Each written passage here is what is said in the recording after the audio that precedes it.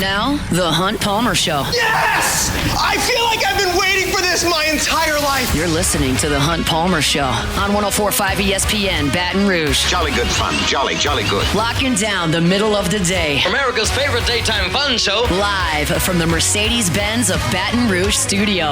This is Hunt Palmer.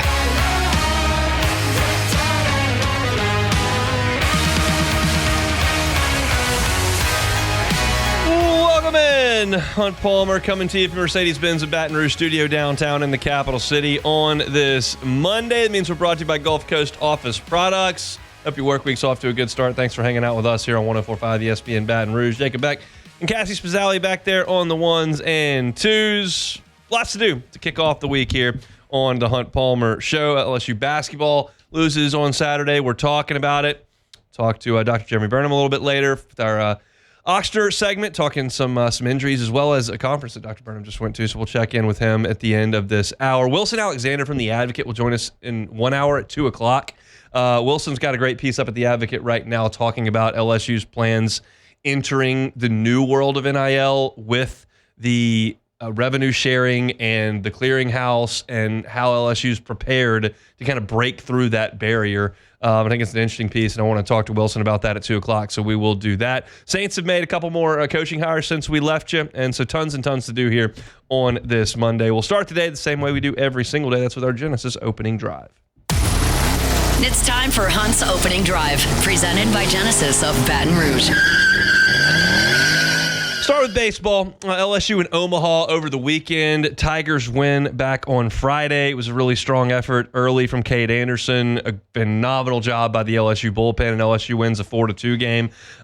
First game on Saturday was really, really boring, and then really, really interesting, and then really, really disappointing as LSU was no hit for 7 innings. Fell behind 5-0, and then brought the winning run to the plate in the 9th inning. They ended up putting 4 on the scoreboard, but couldn't quite get that last swing, so they lose the first game of the doubleheader on Saturday, second game of the series, and LSU came back and responded on Saturday evening with an emphatic win over Omaha, 12-1. The Omaha squad kind of ran out of arms there, which they didn't really bring a lot of arms in to begin with. LSU just did not do a very good job offensively, and that's where I want to start talking about this series, is that there was a period of 10 innings.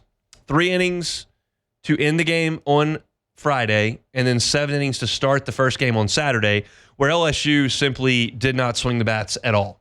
Over that point, 10 innings. LSU got 2 hits. One of them was an infield single and did not score a run. So it was really, really dismal offensively for more than one ball game's worth of at-bats. And there's layers to that. One layer is it's cold and windy out there. It's not a lot of fun to hit. We get it. But that's something everybody's dealing with across the country right now, and LSU did not handle that well for a stretch. They were popping up. I don't have another way to say it. In the second game of the series, LSU hit 17 fly ball outs on a cold and windy day. And they weren't like line drives that got run down in the gap. We're talking about a lot of just infield and routine, shallow outfield pop-ups that LSU was hitting. I don't think they were intentionally trying to lift the baseball. They just weren't squaring it up. And Jay Johnson tinkered with a few things. After a tough Friday, Chris Stanfield got the first game off, I should say, on Saturday. LSU tried Daniel Dickinson in the leadoff spot in that game. He drew a couple of walks and scored a run. He also had a big double in LSU's 9th inning in that game. And then in the evening game, after Tanner Reeves got a hit in the 9th inning to lead things off in that rally in the first game of the doubleheader, he earned a start. In the second game, he walked a couple times in that game, scored a couple runs out of the leadoff spot. So you saw some shakeups there. You saw Ethan Fry in the DH spot against a right-handed pitcher for the first time, which was a little bit of a shakeup. When Stanfield came out of the lineup, you saw an outfield that had Ashton Larson, Derek Curiel, and Jake Brown, all left-handed hitters, all very good athletes out there. So there were some things that were being shaken up. But ultimately, LSU just didn't swing the bat well enough for a large portion of the weekend. And that's something that I'm hopeful LSU, you're never immune to that in a baseball season. I'm hopeful LSU doesn't do that very often because I feel like it's a pretty balanced lineup across the board. Jay Johnson has said multiple times that he feels like last year at a certain point, it kind of felt like if LSU was going to score 2 or 3 runs in an inning, it was going to have to be Tommy White or Jared Jones hitting a 2 or 3 run home run. He doesn't think that's going to be the case with this team because you feel like you've got a lot of guys who should be able to hit doubles, to hit home runs, to hit for a reasonably high average, to post a high on-base percentage, and you're not going to be as reliant on the top-heavy nature of a lineup. So that didn't necessarily pan out at the end of the game on Friday and in the first game on Saturday. Now, they broke out of it, and they did a good job offensively in the last game, and that's to be expected. You're not going to be held down by Omaha for very long, but it's jarring when you go through that long a stretch of inept offense against a team that could not get Tulane out last week. Tulane scored double digits in all 3 games they played Omaha in the opening weekend. And all of a sudden, you got an Omaha team that's kind of shutting LSU down. And it was a weird deal in that second game. I've never seen a line score like I saw from Ben Weber on Saturday. He was Omaha's starting pitcher in the first game of the doubleheader. He went 3 2/3 innings. He did not give up a hit. He did not give up a run. He did not strike anyone out, and he walked 6 Tigers, plus hit 1. He threw 76 pitches in the game, and only 36 were strikes, 40 were balls. He could not find the strike zone at all. He was behind in counts constantly. He was walking guys constantly, and LSU could not square him up. And you can use the term effectively wild, but it was just bizarre to sit there and watch a guy throw 87-mile-an-hour fastballs that most of the time miss the strike zone, and LSU simply could not square one up. It was weird. And then they went to Luke Gaynor, who's a left-handed slider specialist, and LSU struggled a little bit with that. And they went to Oliver Maybe, who I mentioned on the broadcast that felt like an Abbott and Costello routine to have a Maybe out there as the pitcher. But LSU finally got to him a little bit and started to turn that rally over in the 9th inning. And then they went to Dreher, and Dreher finally got Milam to pop out. The one thing I want to point out in this game, because I've talked about how LSU didn't swing the bats well, I've talked about the pop-ups, I've talked about being no-hit, I've talked about all those things, but there was one aspect offensively on Saturday in that first game that I want to make sure that I highlight in this segment. The base running play that Derek Curiel made in the 9th inning of that game was high-level stuff.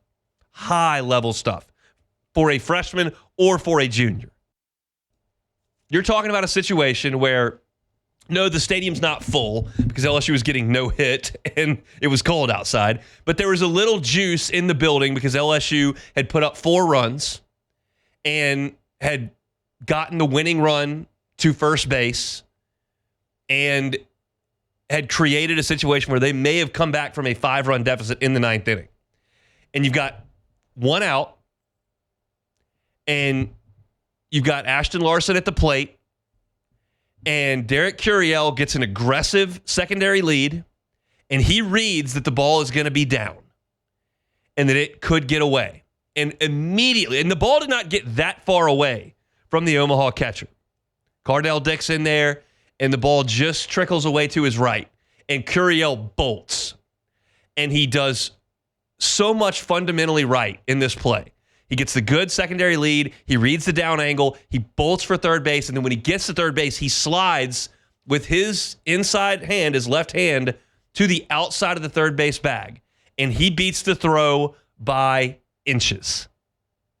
And even if he would have been thrown out, and I said this on the broadcast too, even if he would have been thrown out, it was the right play to make because getting to third base with less than 2 outs is a huge advantage for LSU when you're the tying run. And he got there. Now, Larson struck out on the next pitch, was a slider, good pitch from Gaynor, and he came up empty. It's not a good at bat. You need to put that ball in play and drive that run in. But what Curiel did to make LSU into an advantageous situation where they can get that run home without the benefit of a hit was a huge heads-up play. And Jay Johnson has said many times when talking about Curiel that, hey, this kid is maybe the smartest player we have.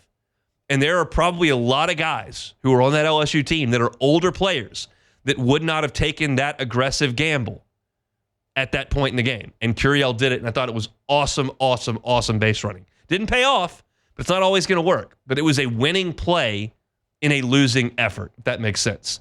So that's it for the LSU offense. I thought that Curiel had a really, really good weekend in total. He had 2 hits in the first game. He drew a couple of walks in the second game, and he had 2 more hits in the third game. So that's 4 hits and 3 walks in 3 games. He's been fantastic there. He's right there in front of Jared Jones. I think is a great spot for him. One of the questions that I have about tonight's game with Nichols is what Jay Johnson does in the leadoff spot. Do you put Stanfield back in the leadoff spot? He gave him one game off, and then he came back in the late game and put him down there in the bottom of the lineup, and Stanfield did get a hit, scored a run, drove a run in. Do you put him back in there? Do you go with Dickinson? Do you feel like you got enough from Tanner Reeves if you're facing a right-hander? Like the spot, whoever hits in that leadoff spot in front of Curiel and Jones has to produce. And Stanfield's done a pretty good job. Like his on-base percentage has been pretty good to this point. It's early in the season. I wrote his on-base percentage in the Around the Horn that I wrote up there at LouisianaSports.net. But he's done a good job. I like him there, but I want to see if Jay Johnson's considering other options because, again, whoever's in front of Curiel and Jones needs to produce, needs to get on base, needs to create some havoc, needs to get pitchers into the stretch. That's a key spot in LSU's lineup, and I'm curious to see what he does with it tonight. But they had 3 different leadoff hitters over the weekend. I thought that was basically it from an offensive perspective. Not a ton to write home about in a weekend where you scored 4 in the first game against Omaha, 4 in the second game, and then put it on the back end of their bullpen. That's not a ton of talking points worth of offense there. I do think there were a ton of talking points when we talk about pitching. So we'll go ahead and do that when we come back. That's our Genesis opening drive here on this Monday. Back talking pitching next. The Hunt Palmer Show. One Bath and Closets. OneBathAndClosets.com is the website. David Duvall and his team, 30 years redesigning and remodeling bathrooms and closets. If you've got a bathtub in your home that you don't use, take it out. Might be old, might not be functional, might be dingy. Take it out. Put in a gorgeous glass walk-in shower. David Duvall and his team do that kind of thing all the time. It can be quick. It's cost-effective. It changes the aesthetic of your bathroom, changes the functionality of your bathroom, adds value to your home. Go to the website, onebathandclosets.com, and see some of the pictures of the great work David and his team have done. He will handle it from soup to nuts, as he says.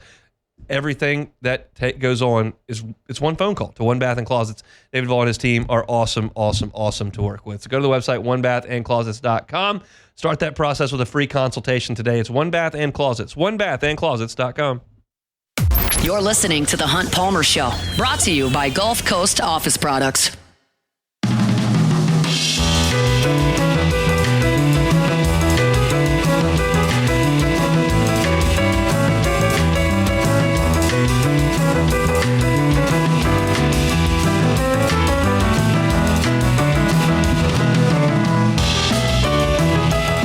All right, talking a little baseball here. Monday edition of the Hunt Palmer Show. Just talked pitching, and we just talked hitting. I want to talk pitching because you look at this weekend in total for LSU, and the same thing applies to hitting as it does to pitching. Like, it was a good weekend to pitch. Wind was blowing in. It was chilly, kind of uncomfortable. Like, it's a good weekend to pitch. So you keep that in mind, but I still watched every pitch that LSU threw this weekend, and you take away 3 pitches, 3. It was brilliant effort by LSU on the mound over 3 games. On Saturday, the first game of the doubleheader, the game LSU lost, Grant Fontenot came in and hit the first 2 guys, the only 2 guys he faced. Well, those are 2 bad pitches. One was on an 0-2 pitch. They looked at it for a long time, ruled it, hit it. Those are 2 bad pitches. And then Connor Benj, a little later in the inning, got ambushed on a 95-mile-an-hour fastball that was kind of up and in, and kid ran out of the ballpark for a home run. But those 3 pitches, you take those out, it was a phenomenal weekend for LSU pitching to baseball. LSU got 8 zeros in all 3 games. Omaha only scored in 1 inning per game. On Friday, Omaha scored 2 in the 6th. That was all they got. On Saturday in game 1, they got 5 in the 7th. That's all they got. And then in the final game, they got 1 run in the 8th. That's all they got. So you hung 24 zeros over the weekend. I think that's a very positive thing. Now, Cade Anderson was brilliant for 5 innings on Friday, and it was a different look than we had seen from him in his first outing. First outing, a lot of fastballs, a lot of sliders. Great, a lot of fastballs, a lot of sliders. In week 2, we saw him go to the changeup, and he was great with it to right-handed hitters. It fades away from the right-hander. It's going to make that 94-mile-an-hour fastball play up a little bit. And I asked Cade after the game on Friday, like, hey, did you throw a lot of changeups in the first week? He said, no, didn't. It felt good today. And that's a game changer for him. So the issue for Anderson, because he did run into trouble there in the 6th inning, he gave up a couple walks and a couple of hits and ended up giving way to Connor Bench, who did a great job. But Anderson it's not been a stuff deal the last 2 weeks. It's been a stamina deal. He lost a couple miles per hour on the fastball on opening day, and then he lost his command in week 2. And that's to be expected. You've been working in 2 and 3 inning stretches in the preseason. Now you're being asked to throw 5, 6, 7 innings, and stamina is something they're going to have to build towards. But he showed the repertoire and just how dominant he could be on Friday. I loved Cade Anderson's outing. And he gave way to Benj, who did a great job. Came in, inherited the bases loaded, and only allowed he got 2 of those scored, but he got out of the trouble. And then they handed the ball to Maverick Rizzi and Kason Evans, who flat dominated. Rizzi struck out 1 in his inning, gave up a bloop hit to lead off, but then he got the next 3 guys out. And then Evans they couldn't hit him. 2 innings, 5 strikeouts. Good morning, good afternoon, good night. He was throwing 97 in the cold. He threw that changeup, which was nasty. We've seen the breaking ball as well. Right now, LSU doesn't have a closer. They're just trying to get everybody innings. And we talked about Connor Ware a ton in the preseason for good reason. I'm not sure right now if you went to a 9th inning against Tennessee tomorrow and you had to win the game and you had to send 1 pitcher out there to get 3 outs, I'm not sure I wouldn't send Kason Evans out there. That may be hyperbolic, being that he's had 2 outings against Purdue, Fort Wayne, and Omaha, but it looks good to me. I mean, he throws hard. He throws strikes. He has 2 off-speed pitches. That kid is nasty, and you're going to see a lot of him moving forward. In game 2 of the series, Anthony Ianson got the start. I thought he looked great. He got up to 93 pitches. He threw 6 shutout innings, only allowed 3 hits, 7 strikeouts, 2 walks. One of the things I liked about his outing was he got 2 different called strike 3s with a 4-seam fastball. That tells me he's mixing his pitches effectively enough that the hitter is just guessing and not really sure what could be coming next. And to take those 2 heaters that were pretty much right down Broadway because you're kind of mentally manhandled and don't know what's next, that's the sign of a guy who's got a team off balance. And I thought that Ianson did that in his outing. Mentioned Fontenot, didn't have it. Hit 2 guys. Then Connor Benj comes in, and this was the first time all year anyone has gone on a back-to-back. And they asked Benj to come back after on Friday he threw 7 pitches. He came back the next day to try to get out of a jam, and he got hit. So that's a data point. You look at that, and I think Benj is a guy they definitely want to come into dirty innings and clean it up. But he did not do well in the second of a back-to-back this first time. They'll probably try to get that done again, maybe this coming weekend, maybe the following weekend, to try to get a successful back-to-back day out of him before league play starts with Missouri. But it didn't go as well in the first go-round. Cooper Williams did take the ball in the 8th and 9th and threw 2 perfect innings. Had a strikeout. The strikeout was on a gorgeous big bender of a breaking ball that split the plate. He has been perfect and through 3 innings so far. He's faced 9 hitters. He's gotten 9 out. He's got 4 strikeouts. These freshman pitchers have been really, really impressive early on in their careers. Then I really liked what I saw from Chase Shores on Saturday night. Shores got that pitch count up from 67 in week 1 all the way up to 84 on Saturday. He did not allow a run. He only allowed 3 hits, struck out 6, walked 2. The fastball was firm. It was up over 95 miles an hour in the cold. So I thought that Shores really took a nice step forward as far as building that pitch count up and still looked to be dominant. I I don't know if Cade Anderson's going to be the ace start to finish. I sure hope so. I don't know if Anthony Ianson is going to be able to churn through SEC lineups like he did lineups out west last year. I hope so. We'll see. I just can't get Chase Shores in the game 3 spot out of my head. I just like that matchup for LSU so much. And it doesn't mean like the outing against Omaha is not consequential. But it just, knowing what I know about the SEC, knowing how those Sunday games going, knowing what type of arm you usually see on Sundays, for LSU to have Chase Shores in that slot, throwing 98 with that slider, like that's a stuff advantage for LSU. And all 30 of those league games count the same. And if you can give yourself a distinct advantage on Sunday, I would take that. And it feels like that's kind of where things are headed with him. I like Zach Cowan's 2 innings of work. They were perfect. He struck out 3. He's a guy that can definitely stretch out. This was a 2-inning outing. He can definitely give you 4 or 5. He was a Friday night starter last year. So I liked what I saw from him. Jacob Myers did what Jacob Myers does. He pitched 1 inning.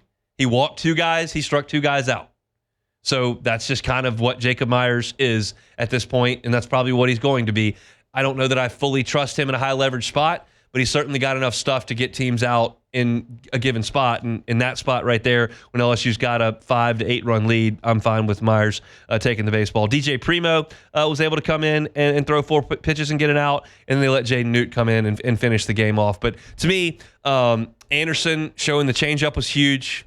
Ianson keeping guys off balance was huge. Shores expanding that pitch count up north of 80 was huge. I think the freshmen have been superstars. Rizzi, Williams, and Evans. I think William Schmidt certainly looked great in his first outing. We'll probably see him again today. But I feel like LSU's pitching is legitimate. I don't know about the offense right now. I think it's fair to question that talent level and productivity level in SEC play. We just don't know. There's not enough proven commodities in that lineup for us to really know. Like Stanfield's a 280 SEC hitter. I think Curiel's going to be a star. Jones is a proven star. Larson did it last year, but Dickinson's never done it here. Milam was a solid player last year. Braswell's not going to be a star for you. Brown didn't hit in the SEC. We'll see if he does. Luis Hernandez did have 3 doubles over the weekend. That was nice to see from him. But like you don't have. It's not like 2023 where you came in and you're like, okay, I know Cruz is a star. I know that Morgan's a star. I know that White's a star. You feel like Beloso and Dugas and those guys are proven SEC commodities. Jordan Thompson's a proven SEC commodity. Josh Pearson had hit the year before that. I feel like there were more proven commodities entering that season. You don't necessarily have that with this team. I believe the sum of these parts is going to be good offensively. We'll see. I believe more in LSU's pitching. I think the stuff is good. I think the depth is good. I think there's a blend of righties and lefties. Again, I'd take Skeens if you let me, but I don't have Skeens, so I'm going to have to work with these guys. I think that LSU's pitching staff is legit, and I think they'll prove it this weekend against a little bit of a step up in competition. I'll talk about this on Friday, hopefully from Frisco. Jay Johnson said something on Friday evening that I noticed and that I agree with. And he kind of looked with a little bit of a wry grin, and he goes, I think Anderson's going to be pretty good next weekend. And you could tell from Cade Anderson in his post game that he was ticked off that in the 6th inning he couldn't finish the deal. And he didn't want to talk about all the good stuff he did in the first 5 innings, which were dominant. He only wanted to talk about not being able to get enough strikeouts, get enough outs, not have to go to the bullpen. He was ticked. And I think that proves that he's made of the right stuff. I think he cares about the right stuff. I think he's motivated, and I think he's also obviously talented. And I think you're going to see a guy this week that's really focused and that's got a bit of a chip on his shoulder. I don't know if there was a chip on your shoulder going from week 1 to week 2 when you kind of dominate Purdue Fort Wayne. But they got him in the 6th inning and knocked him out of the game, and he didn't like that. And I think that you're going to see a guy on Friday against Kansas State that's not in a very good mood, and I think he's going to be really good. We'll see. That remains to be seen. But I noticed Anderson's demeanor We asked Jay Johnson about Anderson, and Jay Johnson kind of liked it. I think he'll be pretty good on Friday. And I would tend to very much agree with that. So those are my thoughts on LSU and Omaha over the weekend. Tigers dropped their first game in the first game of the doubleheader on Saturday. Right now, sit at 6-1 overall. Didn't really ding them in the polls. D1 Baseball still got them at number 3. And Who was Baseball calling America's that game? got it. I was calling the first game. Okay. I did. I said in the 7th inning when they didn't get a hit, I said, look, I may have to retire here. I may have given all I can give. But many people are saying that the rally late in the game saved my, a brief broadcasting career. Hopefully, for your sake. Because they did score, 4 runs in the last inning. If they would have gotten no hit by Omaha, that'd be tough to come back. Yeah, I don't think you're. It's one of those you just don't. You don't. I don't think you do. You got to retire. Yeah. But they did get some hits. They scored 4 runs in the 9th. I was sitting there because I've done play-by-play like 3 or 4 times, and usually LSU wins by 1 million in these games. And I'm sitting there, and Jared Jones walks to the plate, bases loaded, 3-run game, and I'm going, he's going to hit a walk-off grand slam. I'm gonna call a walk-off grand slam here. It didn't happen. He hit a single to left. But I was thinking about it, and I don't think you're supposed to do that. I think you're supposed to kind of let it come to you. But look, I'm not exactly a pro in that perspective. I've called like 4 LSU baseball games in my life. So it didn't happen. They lost. I'll take it on the chin. I'm not going to retire. If they call me again to do another game, I'm going to go do it. I would think so. We almost didn't go on the air. Buzzy and I were a little bit ill-prepared on what buttons to push shocking. To turn the equipment on. It came on with about 20 seconds to spare, but we got it done. And I don't think anybody knew that until I just told you. But it was quite an adventure there in the press box, and I'm sure you and Cassie, who sit here and understand how completely inept I am in terms of all the technology in this room. That's correct. Would understand that I didn't know what was going on in that room either. Got Buzzy, trying to figure that out. Me trying to figure things out. Got Brain back in the studio. I'm FaceTiming Chris Blair. We got it done. Game went off without a hitch. We just didn't win. So I'll be back one day. Maybe next year. Maybe 2 years. Maybe next week. Won't be next week. That's in Round Rock or Frisco. But I'll be back. Let's talk some basketball next. The Hunt Palmer Show. Highland Insurance Group, HighlandIG.com is the website for all of your commercial insurance needs. Contact the Highland Insurance Group. They pride themselves on their technical knowledge of insurance. A lot of people in the insurance game try to win on price, try to convince you that they can save you money here or there, and that may be the case. And the Highland Insurance Group will actively look to do that as well. But in this insurance marketplace, if you're a business owner, that's really tough these days. What you can control is the coverages. And that's where the Highland Insurance Group excels. If you run a business and you're not exactly sure how your insurance program is going to respond in the event of a cyber attack, in the event of employment practices suit, in the event of a car accident that involves an uninsured motorist, if you don't really know how that all works, it's not really your job. It is the Highland Insurance Group's job, and they're happy to help you with it. Contact Jonathan Carver and his team here in Baton Rouge. Do phenomenal work. They're great to work with. And you can reach out to them at HighlandIG.com. It's the Highland Insurance Group right here in Baton Rouge. HighlandIG.com. This is the Hunt Palmer Show, brought to you by Gulf Coast Office Products.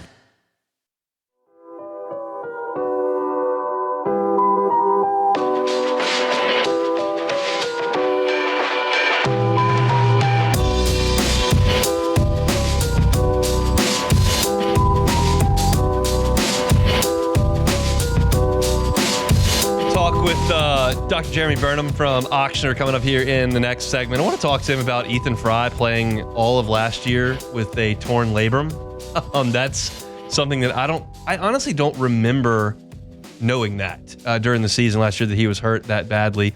And Davian Collins is fighting through some shoulder issues as well right now for LSU basketball. So we'll talk a little bit with Dr. Burnham about those injuries coming up here in about 10 minutes.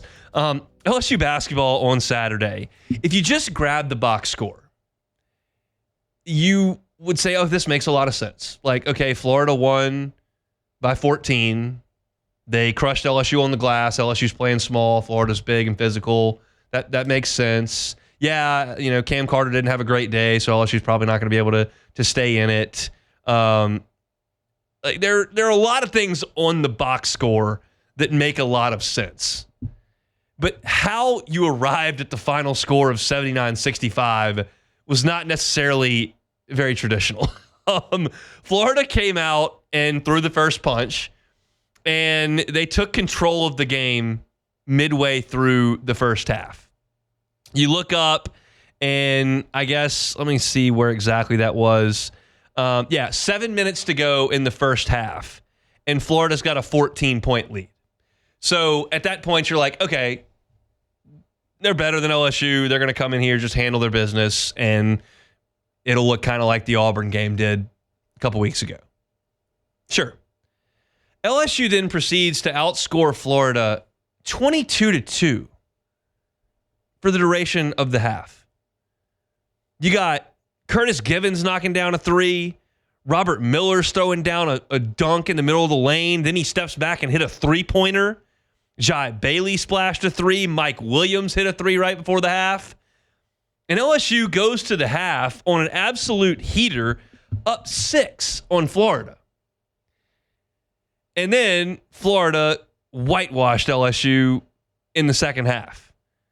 They came out and got a quick bucket. Then LSU actually scored a couple points to stretch their lead to 8. That was the biggest that LSU got.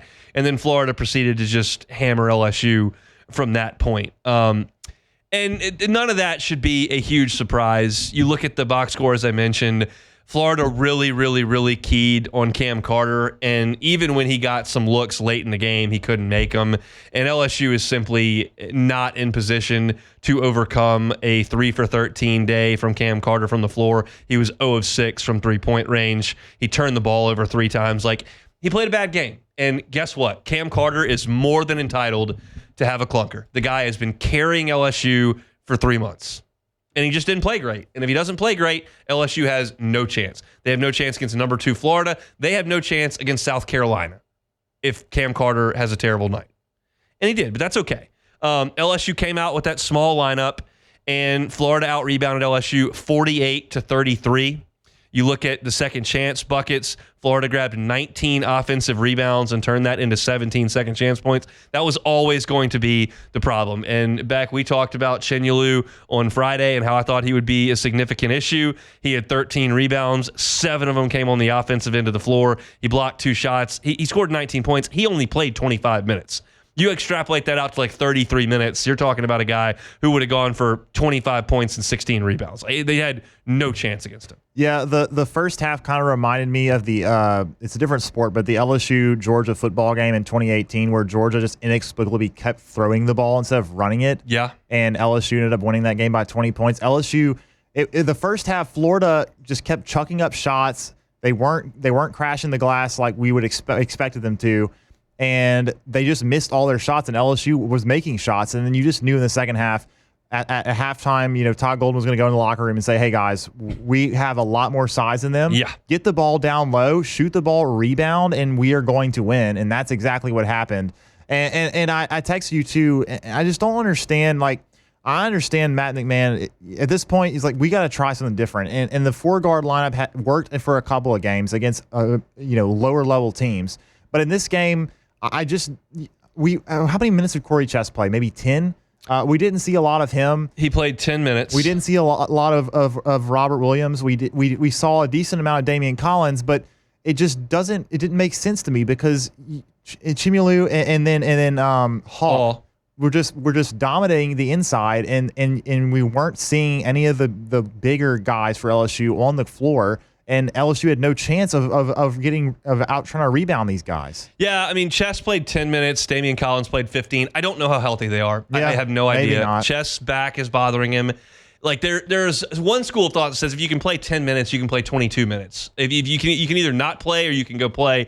And I don't know how Collins' shoulder feels either. Robert Miller did go out there and give him 25 minutes, and I thought he was sensational. And he played well. He did. He was 6 of 8 from the floor. He made a couple of threes. He got 10 rebounds. He's growing up, and that's a good thing to see.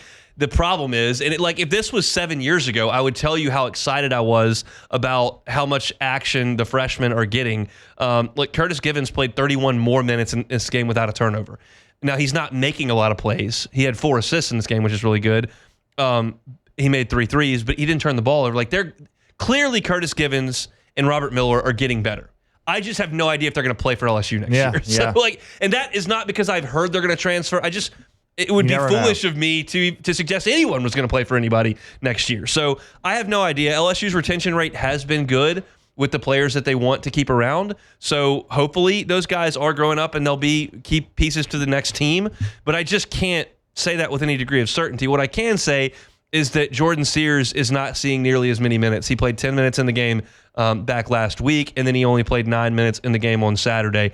They're going with the young guys, and that's just the decision that Matt McMahon has made. But Florida's just way better than LSU. Yeah. There are not that many teams in the country who could go on the road and withstand a 22-2 run and win the game by 14 points. And that's why I said this on Friday. I'll reiterate it today, and then we'll probably talk about it at the end of March. I think Florida is national championship good. I think their best is as good as anybody's in college basketball. I struggle to get there with Tennessee. I struggle to get there with Kentucky because I think they have some warts. But when you look at Auburn in this league and you look at Florida in this league, I think those two teams can absolutely win the whole thing. Bama is so hot, but they can get cold, and I don't think Texas A&M can score enough to get there. And those are kind of the top 10 teams that you've seen that have come from the SEC. But look, watching Florida as I have, I think they've got a lot of pieces. They've got elite level guard play. I think that Clayton's fantastic. He didn't have a great shooting night on Saturday, but he and Richard are veteran, and they're very, very good. Chenyulu and Haw are monsters, and they go 8 deep of guys that can absolutely give them minutes. And LSU just didn't have the horses to keep up with that. They gave the one great spurt that they had, and then Florida just kind of swatted them off like a gnat. Yeah, it's impressive to look at how, like you said before, if you look at the final score, look at the box score, it's like, okay, this went exactly how you expected. It didn't, and Florida got tested. But at the same time, man, I mean, LSU, played relatively good defense. They just could not clear the boards, and Florida made 7 threes. They didn't shoot the ball well. Nope. And they still scored 80 points, 44-24 in the painted area. That's the end of that. Yep. So LSU loses at 79-65 to the Florida Gators. We'll step aside and we come back. Dr. Jeremy Burnham is next. The Hunt Palmer Show. Genesis of Baton Rouge, genesisofbatonrouge.com is the website. Every car that is on the lots right there, Airline and PQ, is online at genesisofbatonrouge.com. So start your shopping process right there online. You can search the entire inventory. You can check out every vehicle in their line at Genesis of Baton Rouge. It starts with the sedan, moves all the way up to the SUV. When you think Genesis, think luxury. When you think luxury, don't think, probably not for me. I don't think I can pay for that. You might be surprised. Genesis brand is luxury at a reasonable price. So start your process online. Go visit them at Airline at PQ. Chat with one of their brand ambassadors. Get behind the wheel of a Genesis vehicle. You will see the difference immediately. It's Genesis of Baton Rouge. You can find them online at genesisofbatonrouge.com. You're listening to The Hunt Palmer Show, brought to you by Gulf Coast Office Products.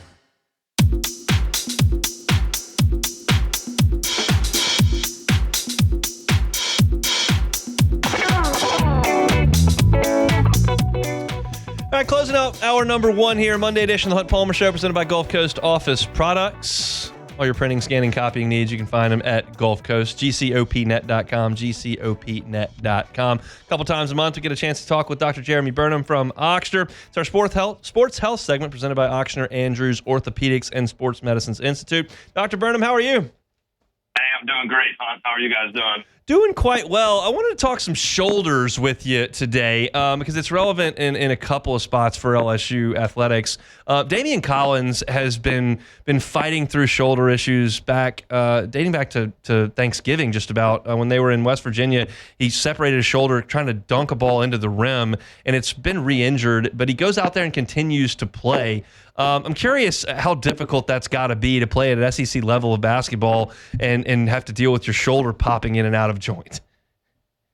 You got to imagine that's pretty tough. And I always like to clarify that I don't have any direct, knowledge about these specific injuries, Sure. but I can tell you about the shoulder and shoulder injuries in sports. And, I always try to explain to people the shoulder is like a golf tee and a golf ball, and the golf tee is laying on its side. And that golf ball, if there was nothing holding it in place, it would just roll off the golf tee. And that's how you can think of the labrum, because the labrum is a gasket that goes around the edge of that golf tee. And that's one of the important things that helps to keep it on the tee. And then you've got your muscles, your rotator cuff, different things like that are kind of controlling it. And so one of the things that's unique about the shoulder is it can respond very well to non-surgical treatment of injuries. And, there's a lot of room to strengthen the muscles that hold the shoulder and sometimes compensate for injuries to the labrum or injuries to some of the ligaments around there. And so, if you're a world-class athlete, an elite athlete, and you've got, a world-class elite sports medicine team around you to help you do that, it's certainly possible to do that, even if you have some structural things that are going on. Although it's not easy and it's not automatic, that's for sure. Ethan Fry on the LSU baseball team, I don't even know if I knew this, but he tore his labrum in season last year and decided instead of having the surgery to repair it, to try to help the team any way he could and play through it. And he was starting about one game a week, but he said it didn't hurt 24/7. Sometimes when he would swing the bat, though, he would feel it there, so he had to make some tweaks there. Can you speak to that decision that he made, and then to what that may feel like trying to play through a torn labrum? They told us in the press conference last week he wasn't at risk of hurting it any further. It was just how much pain he could tolerate. When you think about these shoulder injuries, and then you think about the sports that require a lot of upper extremity activity, basketball, baseball, some football positions, all those types of things, softball, I think that's when it's the most challenging, when you have an athlete that has a shoulder injury that also needs to use their shoulder a lot. The shoulder is unique as a joint in that the only thing that connects it to the rest of the skeleton is the collarbone, and everything else is soft tissue.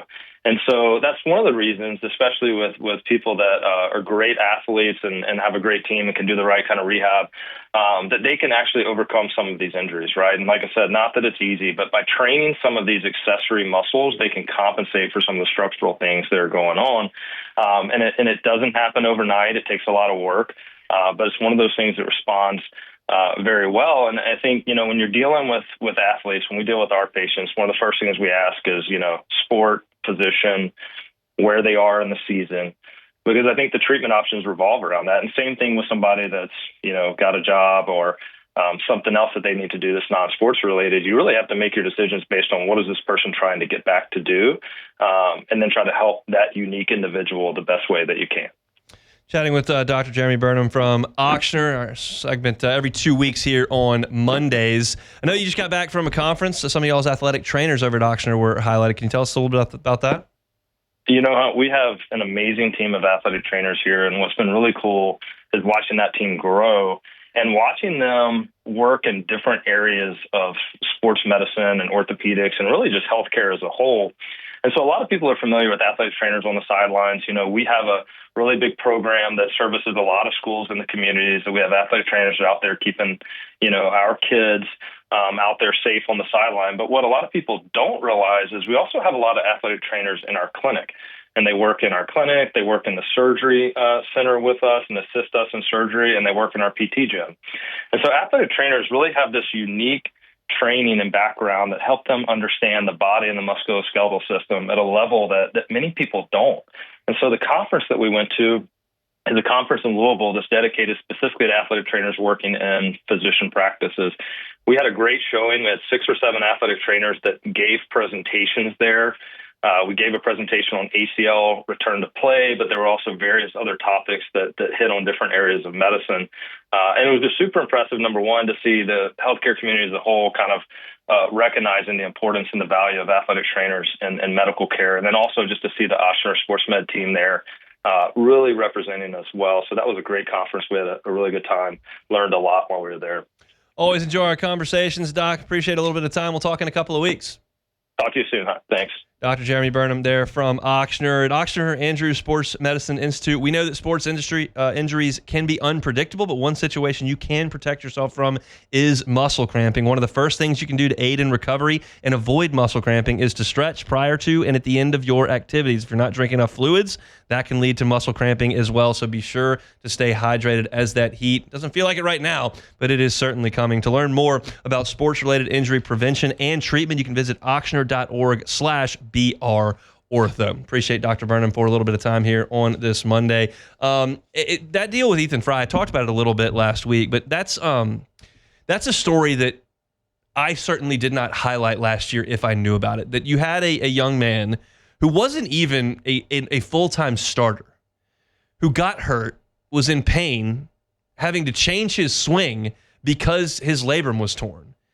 And instead of saying, I need to go ahead and get this surgery taken care of, maybe I can get back for a little bit of summer ball and try to improve myself and get that taken care of as quick as I can for myself. Instead, he goes, no, I can still help this team some way or another. I'll figure this out after the season.